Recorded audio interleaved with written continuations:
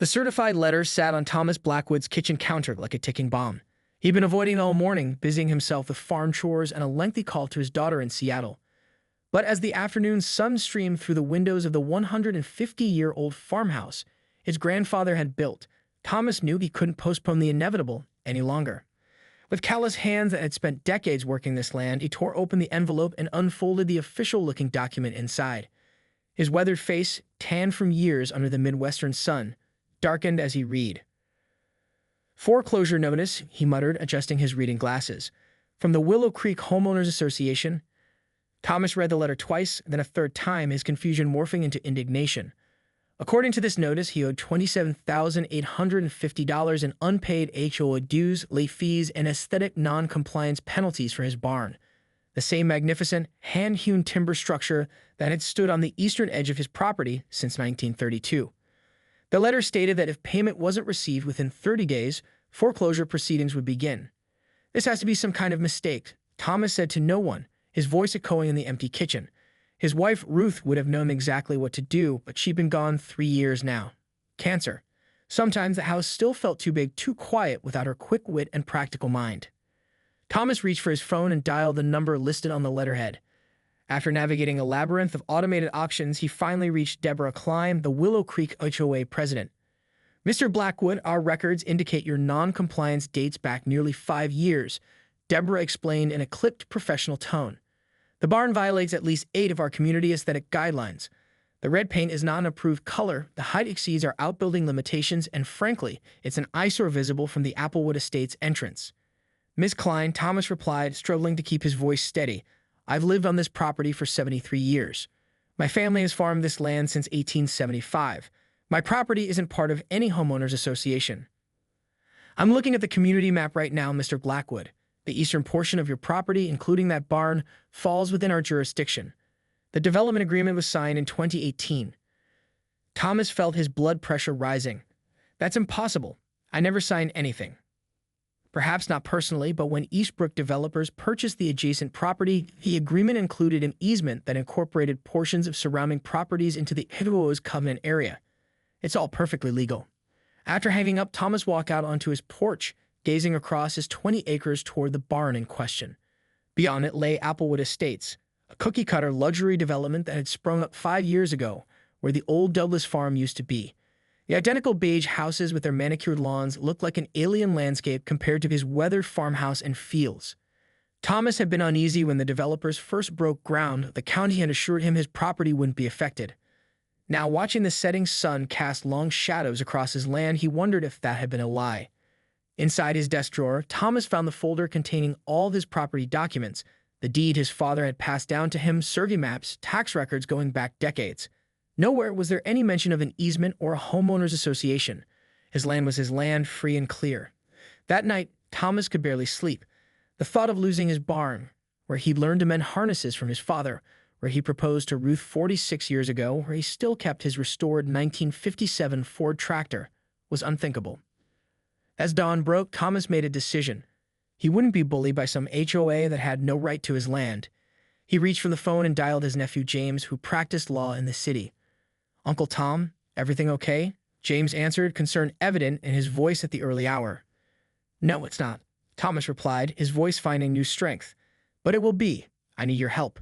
The battle for Blackwood Barn had officially begun. James Blackwood arrived at his uncle's farmhouse the following Saturday morning, his sleek German sedan looking comically out of place next to Thomas's mud-splattered pickup truck. Though he'd grown up visiting this farm, the demands of his corporate law practice in Chicago meant his visits had become increasingly rare over the years. "Uncle Tom," James called, climbing the porch steps with a leather briefcase in hand. "I brought reinforcements." Thomas emerged from the house, wiping his hands on a dish towel. Behind him followed a petite woman with silver-streaked black hair pulled into a severe bun. "This is Eleanor Chen," James explained, "best property rights attorney in the state. If anyone can help us with this HOA nonsense, it's her." Eleanor's handshake was firm. "Mr. Blackwood," James has filled me in on the basics. "I'd like to see all your documentation and then take a look at this barn that's causing so much trouble." Over coffee at the kitchen table, none of that fancy espresso stuff, just good old-fashioned drip, Thomas had insisted. They reviewed the property documents. Eleanor examined the deed, the property tax history, and the original land survey from 1913. There's absolutely nothing here indicating an easement or subdivision of your property, Eleanor confirmed, adjusting her reading glasses. Now let's see what the county records say about this supposed agreement with Eastbrook developers. Thomas drove them out to the barn in his pickup, the gravel road crunching beneath the tires. As they approached the structure, Eleanor let out a low whistle. "That's quite a barn," she said, admiring the soaring timber frame. "Built to last. My father and grandfather raised it during the Depression," Thomas explained with pride. "Timber cut from our own woods. We had a barn raising, 20 men from neighboring farms came to help. They don't build them like this anymore." Inside, sunlight streamed through the high windows, illuminating the original hand-hewn beams. Farm equipment, both antique and modern, lined the walls, and in the corner sat Thomas' prized Ford tractor, gleaming with a fresh coat of wax. Eleanor walked the perimeter, taking photographs with her phone. "According to the property markers, where exactly is your property line in relation to Applewood Estates?" Thomas pointed east toward the development. "See that line of old oak trees? That's the boundary. It's been that way since my great-grandfather's time. There's even an old stone marker at the corner." They walked to the stone marker, half buried in tall grass. Eleanor brushed away decades of lichen to reveal the carved date, 1879. "This is going to be helpful," she said, taking more photos. On their way back to the house, a golf cart with the Willow Creek HOA logo emblazoned on its side approached. A woman with perfectly coiffed blonde hair and an expression like she'd just bitten into something sour pulled up alongside them. "Mr. Blackwood," she said with a tight smile, "I see you've got visitors." "Deborah," Thomas nodded. "This is my nephew James and his colleague, Ms. Chen." Eleanor stepped forward. "Hi, Mr. Blackwood's attorney. I understand you made some claims regarding his property." Deborah's smile faltered. "Not claims, Ms. Chen. Legal facts. That barn violates multiple HOA guidelines and Mr. Blackwood has refused to pay his dues. We'll need to see the documentation supporting your position," Eleanor replied coolly. "Specifically, any easement agreements, the original HOA covenant that supposedly includes this property, and the community maps you referenced. I'll have our HOA attorney forward those to you," Deborah said, her voice losing some of its confidence. "But I should warn you, Willow Creek has never lost a compliance case." After Deborah departed, Eleanor turned to Thomas. "She's bluffing." Her body language changed completely when I asked for documentation. Back at the house, Eleanor made some calls while James and Thomas pored over county maps. By late afternoon, Eleanor had news.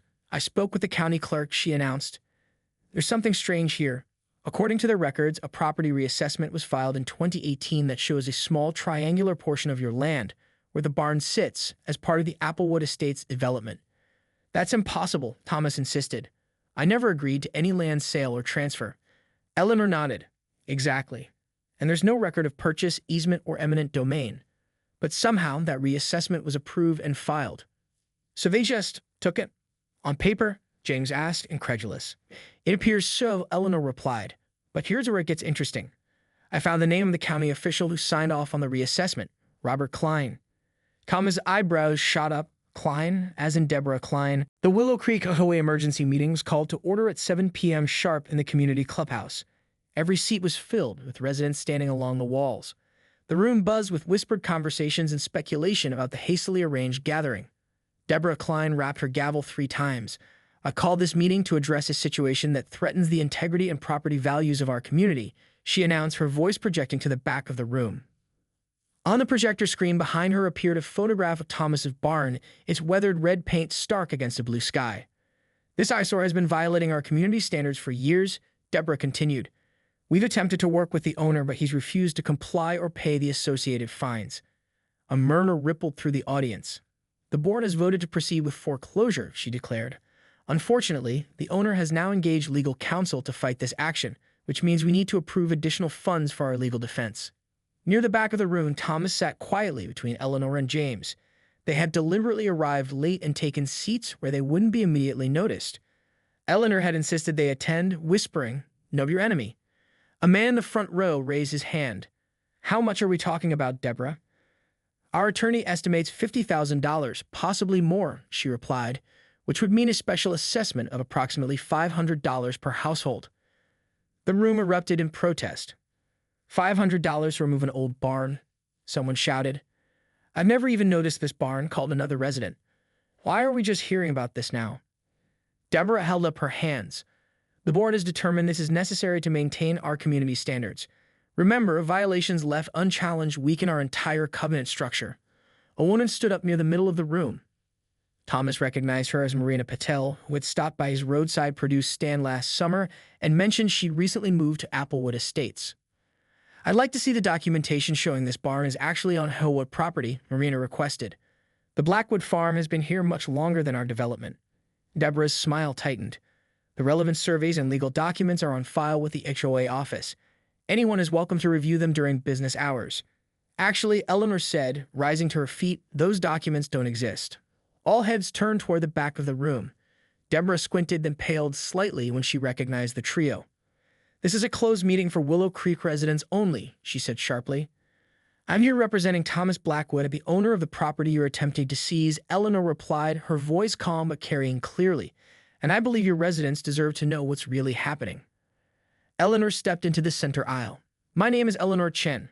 I'm a property rights attorney. We've thoroughly reviewed all county records, historical surveys, and property documents.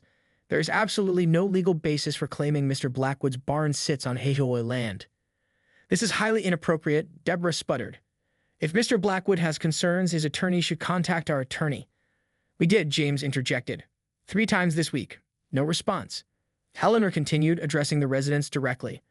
"What we did find was a suspiciously irregular property reassessment filed in 2018, signed by Robert Klein, who happens to be Mrs. Klein's husband and a board member of Eastbrook Developers." The room fell silent. "That reassessment," Eleanor explained, "somehow redrew property lines that had been established for over a century, placing a small triangle of Mr. Blackwood's land, where his barn happens to sit, within Applewood Estates boundaries. No purchase, no easement, no legal transfer of any kind." Marina Patel spoke up again. "Are you saying the HOA is trying to take someone's property without paying for it?" "That's exactly what I'm saying," Eleanor confirmed. "And now they want each of you to pay $500 to fund their legal fight." The room erupted again, this time with angry questions directed at the board.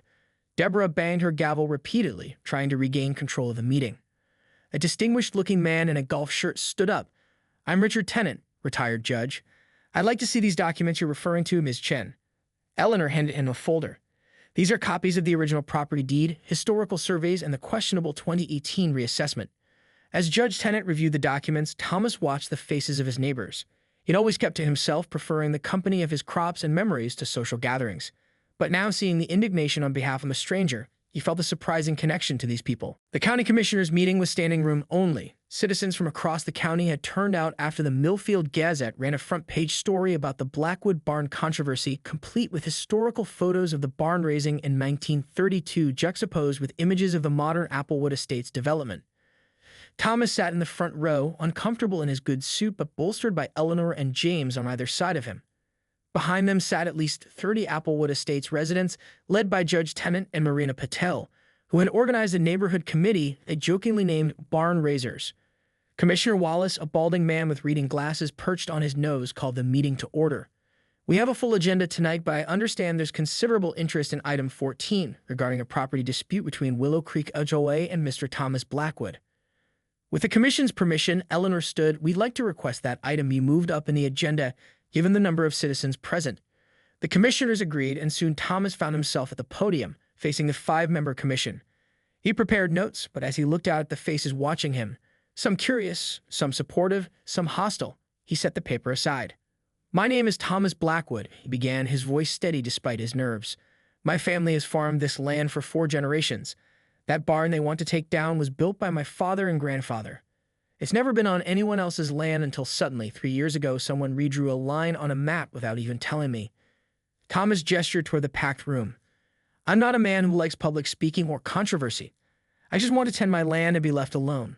But this isn't right, and it isn't just about me. If they can do this to my property, whose will be next?" Eleanor presented their evidence, methodically walking through the property's history, the suspicious reassessment, and the conflict of interest involving Robert Klein. Judge Tennant spoke about property rights, and Marina presented a petition signed by over half of Applewood Estates residents opposing the HOA's actions. Then it was the HOA's turn. Deborah Klein approached the podium, flanked by Robert and a sleek attorney in an expensive suit. "Commissioners, this is a simple matter of community standards," she began. "Applewood Estates is a premium development with strict covenants that protect property values. Mr. Blackwood's barn is an eyesore that diminishes the appeal of our community entrance." The HOA attorney, Michael Harrington, took over. The 2018 reassessment was properly filed and recorded. If Mr. Blackwood had concerns, he should have raised them at that time. The statute of limitations for challenging such assessments is 3 years, which has now passed. Commissioner Santos leaned forward. Mr. Klein, you signed off on this reassessment while serving on the board of Eastbrook Developers. Did you disclose this conflict of interest? Robert Klein shifted uncomfortably. I didn't consider it a conflict. The reassessment was based on correcting historical surveying errors. Convenient errors, James muttered, just loud enough to be heard. Eleanor rose again. Commissioners, even if we accept the reassessment, which we don't, there's the matter of notice. Mr. Blackwood was never informed his property boundaries had changed, nor was he notified he was suddenly subject to HOA covenants. The notice was published in the legal section of the Gazette, Harrington replied smoothly. A tiny notice buried in the back pages for a man who has lived on his property for over 70 years. Eleanor shook her head. That's technically compliance, perhaps, but it's hardly adequate notice for such a significant taking. The commissioners conferred quietly before Commissioner Wallace spoke again. We have another question. Mr. Harrington, is it true that 3 other properties along the border of Applewood Estates have also received similar compliance notices regarding structures that suddenly appeared to be within HOA boundaries? Thomas turned to Eleanor in surprise. She nodded slightly. She'd suspected this but hadn't had confirmation until now. Harrington looked flustered. I'm not at liberty to discuss other potential compliance issues. Actually, Judge Tennant called from his seat. I believe I can address that. 3 of us have been comparing notes. He gestured to 2 elderly couples seated nearby. The Paddles, the Schmidts, and my wife and I all received notices about structures, a greenhouse, a shed, and my gazebo, that supposedly violate HOA standards. All of these structures predate Applewood Estates by decades.